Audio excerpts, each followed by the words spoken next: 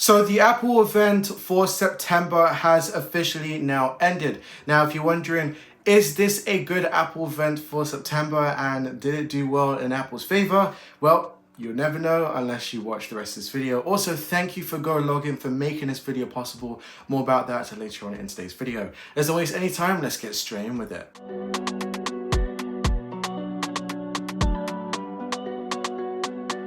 Okay, starting off with the AirPods. Now, we're going to go in the exact order that Apple actually announced the product. So that's from AirPods to Apple Watches, then to iPhones. Yes, you heard all of those right.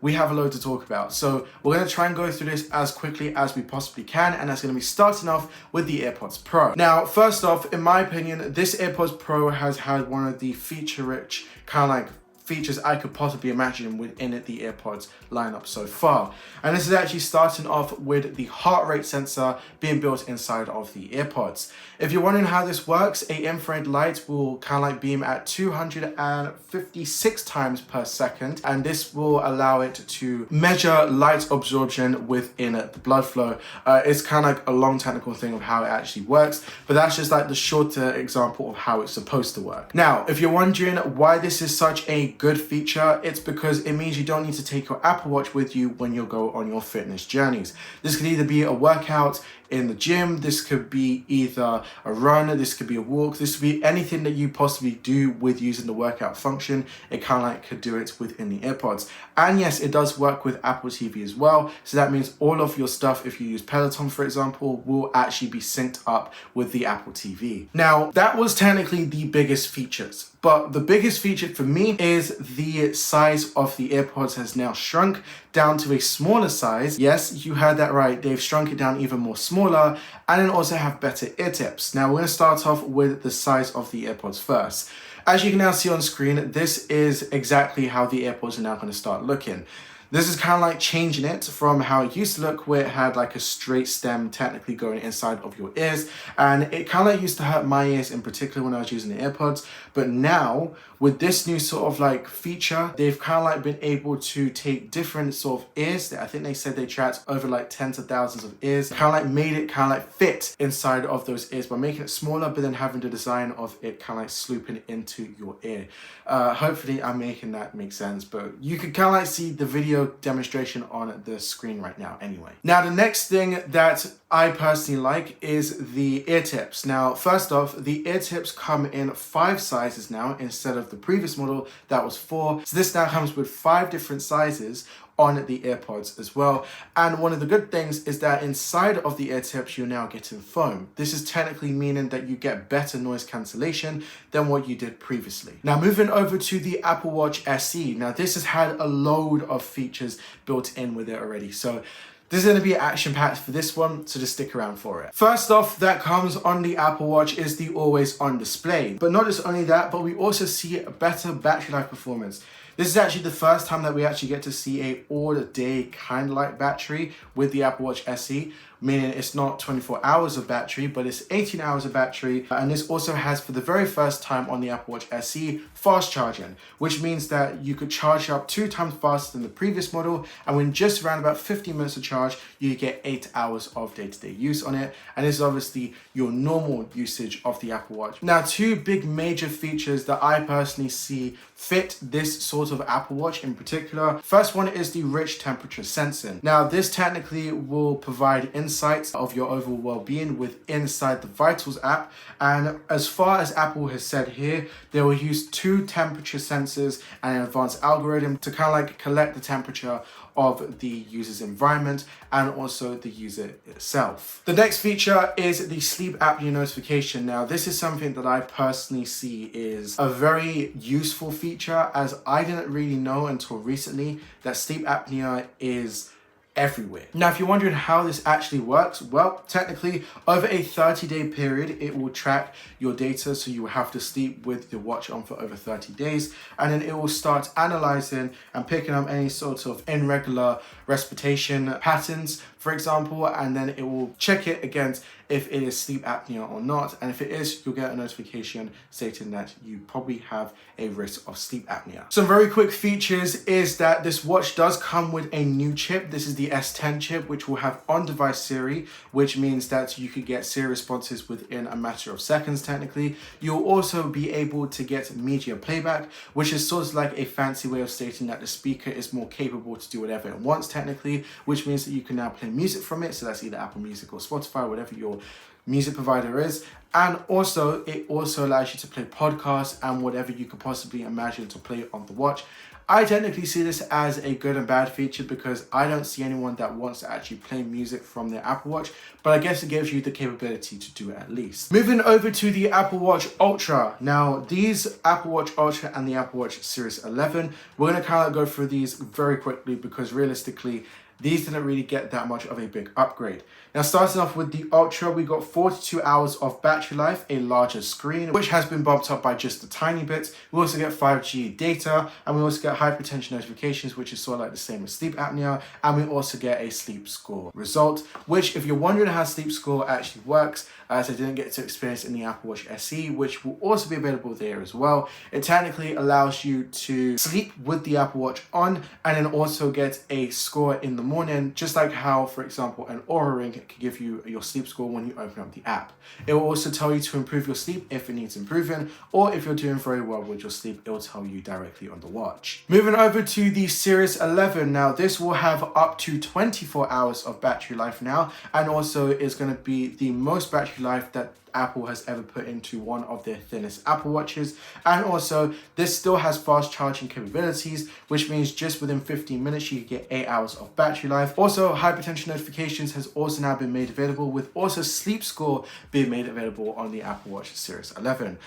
That was a lot of information to take in. Now, we're going to move over to the iPhones. Hey, would you like to get your full privacy back and also have your digital footprint back to yourself? Well, look no further because GoLogin has you covered. Now, here's what makes GoLogin so good. First off, you could unlock any sort of content from all around the world, which means restricted sites or even restricted videos you can now access, and also streaming platforms you could access from anywhere around the world. And next up, unlike any sort of browser, GoLogin also protects you from also being able to be tracked, and that is a big plus in my opinion. Something that I personally like is being able to have different profiles for different things. It means GoLogin allows you to separate your work, business, and also your personal life from each other. And also, if you're working in a work environment or a business environment and you need to share your account with people, you can finally do it without sharing your password and then changing it afterwards, because the amount of times I've had to do that is ridiculous. So now with GoLogin, it makes it super easy because you can now share your accounts without having to share your passwords. The next thing that makes GoLogin so good is that it doesn't just start with hiding your location, it also hides a whole bunch of other bits and pieces as well, so your privacy is fully protected. And the last big thing that I personally think is very good with GoLogin is that you get 2 GB free of residential proxies, which means that you could access any content from all around the world. Now, if you guys would like to have your privacy, security, and online freedom right back, then GoLogin is for you.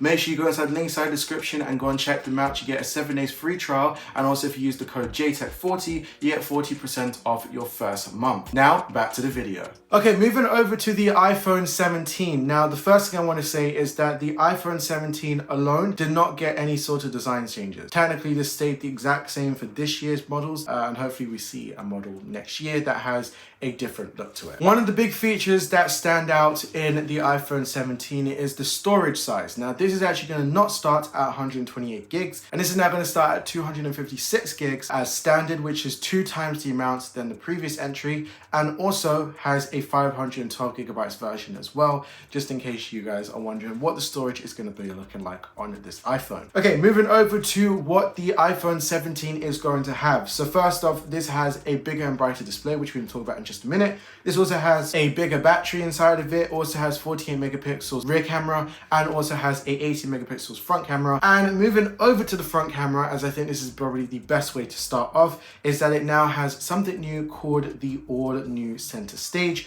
front camera. Now, the way this works is that it kind of like enhances your photos and video experience by now allowing you to have a wider range of field on your iPhone in a higher resolution at up to 80 megapixels per photo, as that is what the front camera could do. You will no longer have to actually put your phone into portrait or landscape when you're trying to take the best picture. You can now just technically have your phone in portrait, and then it uses the center stage and AI to kind of like know if someone else is inside the frame, especially if you're taking a group photo, and it kind of like expands the field out, so then you don't have to do anything. Technically speaking with you could take a landscape photo or video within a portrait style. Now, not just only is this center staging good for just taking pictures and videos, but it's also good for something called dual recording on both the front and rear camera on the back. This is by using the center staging function and being able to kind of like keep your recording as stable as possibly can, whilst also allowing you to get all the fun moments on the front and back camera at the same time. This will also be supported within FaceTime and also third-party applications as well. So if you're wondering, for example, WhatsApp, it is also available on there as well. Now, the iPhone 17 on the back of the camera has a 48 megapixel rear camera for the very first time on an iPhone,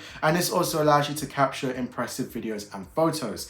With a 48 megapixel camera, it is not just only a regular camera, it is what Apple likes to call a fusion main camera.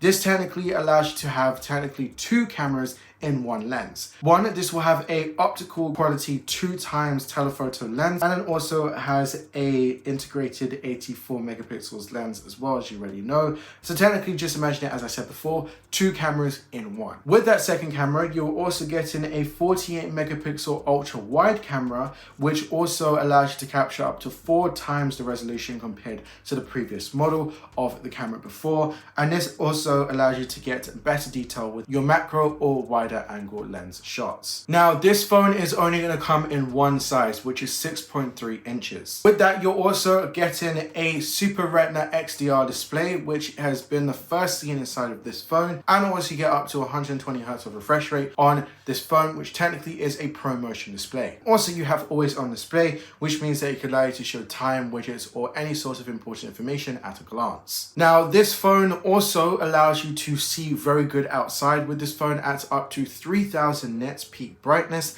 when you're going outdoors. Also, this has a new chip inside of it. For those people that would love to know what the new chip is, it is the A19 chip. This has 6 cores of CPU, which is up to 1.5 times faster than the A15 Bionic chip found in the iPhone 13, and also a 5-core GPU chip, which is 2 times faster than the iPhone 13's Bionic chip that was inside of it. The iPhone 17 gets up to 30 hours of video playback, which is 8 times more hours than what you got in the previous generation. And the last feature on this iPhone is the brand new N1 chip. Now, previously, Apple made something called the C1 chip, which we'll speak about in just a minute on the next iPhone model. Well, for the very first time, we see the N1 chip on a Apple device, which kind of has support for Wi-Fi 7, Bluetooth 6, and also Thread support. Okay, now let's move over to the iPhone Air. This is a very interesting iPhone. If you're wondering what this iPhone Air technically is, it is one of the thinnest phones that Apple has ever made,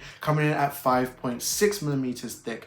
And again, this is without an iPhone case on, so with an iPhone case, it can probably bring up the phone a little bit more thinner. You kind of get the point. It is a thin phone technically designed with an all new design that we're seeing, and Apple has changed what they like to call the plateau up on the top of the camera bump. Now, this is technically what stands out on the iPhone 17 Air. This is going to be allowing all of the features, like for example, the new chip that is going to be inside of this phone, and all of the other accessories that will be inside the phone to make the phone work, all up inside that top little portion up on the top, whilst then also having the remaining of the phone filled up with this whole bigger battery in it. Now, if you're wondering, this battery is probably like the Samsung version of this phone, which technically means it probably has a bigger battery, but it's probably not as big as the iPhone 17. Yeah, I'm comparing it to the iPhone 17 when technically this thing actually is compared to the iPhone 17 Pro, but you'll get the whole entire point of where I'm getting from. Now, first off, this is a 6.5 inch display. This is a Super Retina XDR display, again, with 120 Hz refresh rate. We also still see the brand new 18 megapixel square sensor on the front of the phone, and that means that you also get new center staging features as well as what was previously mentioned on the iPhone 17. We also then get to see a first time ever a dual camera on the iPhone 17 Air, And what I mean by dual camera is a fusion camera, which means that is a 48 megapixel camera with having two focal lengths, which is the two most popular ones, which is the 28mm and the 35mm focal lengths on that camera. Now, the main thing that makes the iPhone 17 Air stand out, really, from my personal opinion, is the new chips. This is the A19 Pro, and then also having the N1 chip, and then also having the C1X chip. Yeah, this has a whole bunch of chips inside of it. And with that, the A19 chip just technically has a better performance while still having the same amount of cores that are inside the iPhone 17. So that is 6 cores of CPU and then also 5 cores of GPU. And again, if you're wondering, just better performance and a more optimized chip on the iPhone 17 Air. Again, the N1 chip is, again, just a chip that has compatibility for Wi-Fi 7, Bluetooth 6, and also Thread support. The last thing that makes this phone thin is actually having no sort of SIM card. Yeah, you heard that. It doesn't have a physical SIM. This is a full-on eSIM phone. Yes, you're hearing that right, and that is actually in all of the countries. So that is Europe, wherever you are, it technically is everywhere. So it's not just locked to the United States, it's all over the globe that this will be an eSIM phone. I'm moving over to the last phone, which is two phones, which is the iPhone 17 Pro and Pro Max. Now, I think the onlyest way for me to classify what the difference is just by me just stating to you, I'm not really going to talk about this phone as much, besides from the main features that are on this phone. You guys will get the gist as what I'm trying to explain, because I'm going to explain my sort of personal feedback on what I think of the event in just a minute. The best thing to say is that this phone is a replica of the iPhone 17 Air. The only difference is the brand new plateau that's up on the top, which holds everything again, and this kind of just is stretching out the ability of the iPhone 17 Air and making it even more thicker with 3 cameras instead of 1. This phone only has the N1 chip. Again, this is the A19 Pro chip that's inside of it, so it's the exact same as the iPhone Air. Now, also, what makes this phone stand out significantly is the cameras. Now, the camera system is probably one of the main reasons why you buy a Pro phone. And now this kind of like has 3 84 megapixel fusion cameras, which allows you to capture those sharp pictures. As you can now see on screen, the demos of all of these pictures. Now, with that, you're getting a 4x optical zoom with also a 8x optical zoom at 200mm, and this is the longest that has ever been seen on an iPhone. Okay, moving over to the pricing of all of these products that we've spoken about today. Now, the AirPods Pro start at $219 US, with also the Apple Watch SE Series 3 starting at $249, and then the Apple Watch Series 11 starting at $399, the Apple Watch Ultra 3 starting at $799, and this will also be made available in a natural titanium model and also a black titanium. Also, the iPhone 17 will be made in these different colors, which is lavender, mist blue, sage, white, and black, in 256GB and also a 512GB version, and the iPhone will start at $799. The iPhone Air will come in space black, cloud white, light gold, and also a sky blue, and that will start at 256GB of storage, as well as a 512GB version and a 1TB option, and that will be made available at $999 as the starting price. The iPhone 17 Pro will be available in a dual entry storage at 256GB, as well as 512GB and a 1TB version, and the iPhone 17 Pro will be made available in the same storage ones as well, with also the Pro Max also having the capabilities of having a 2TB storage compatibility as well, and that'll be made available in cosmetic orange, deep blue, and silver. So unfortunately there is no black, but the iPhone 17 Pro will start at $1,099, and then the iPhone 17 Pro Max will start at $1,199 US. Now, my personal opinion of this event, as you guys are probably wondering what my personal opinion is, well, technically this was a big downer as an event. Now, I'm going to explain this as well as I possibly can, and the quickest way to put it is exactly what we kind of like imagined was going to happen. All of the Pro functions that has come from all of the Pro devices, either the Ultra, the Series 10, or technically even some of the older devices, have all just kind of like been thrown over to the cheaper phones. It makes sense as, for example, people might want to have a pro phone, for example, but don't have the money to spend for it, but have the money to spend for a normal iPhone 17. My personal opinion on all of these products this year, there was only just a selected handful that I would probably personally buy. Now, something that I want to kind of like ask you start, and I'll give you my personal thing in a minute, but do you think Apple could survive this and make people actually want to consider a Pro model or the Air version of an iPhone? My personal opinion is no. But what they could do is by telling you to actually hit the subscribe button and put a notification bell on. And also, again, a big thank you to GoLogin for making this video possible, because if it wasn't for GoLogin, I don't know where I would be on this channel. As always, just make sure you subscribe and like and comment down below what you found about today's video. And not just only that, but also go inside the link inside the description and grab your version of GoLogin. And also, again, use the code that is now shown on screen, which is JayTech40 for 40% discount off your first month. Also, you get 2 GB of free residential proxies as well, so just making that available. So if you'd like to, go ahead inside the description for your free trial of GoLogin now, and also get the 40% discount as well. Anyway, this has been your boy on JayTech, and we have some more videos coming out, because if you don't know, it's still Apple season, so you know what that means. And also, we have more products, because we haven't even spoken about the MacBooks yet, because MacBooks are not out yet. Anyway, this has been your boy Jay on JayTech, and as always, see you guys in another video. Peace.